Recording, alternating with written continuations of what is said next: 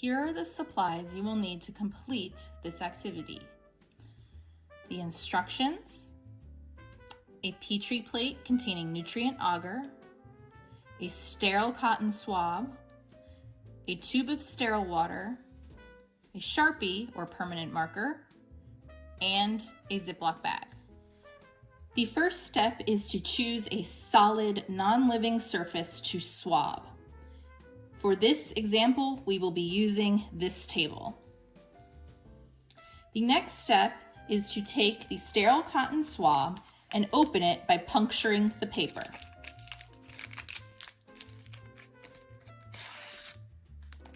Next, dip it in the sterile water. Now you are ready to swab your surface. You only need to brush a small area.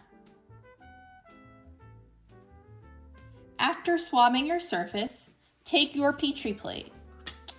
Open it up so that you can glide the cotton swab along the agar in a back and forth pattern. Be very gentle as to not puncture the agar. You should move the plate a few times so that you swab the entire surface.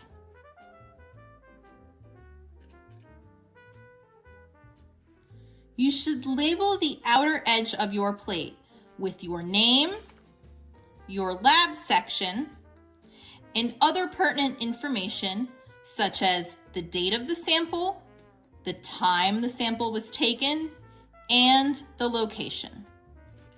Discard the water and the cotton swab in the normal trash receptacle. Finally, place your sample back in the plastic bag, seal it, and return it to the bin for your class section in front of the lab classroom. They will be incubated before the next class period.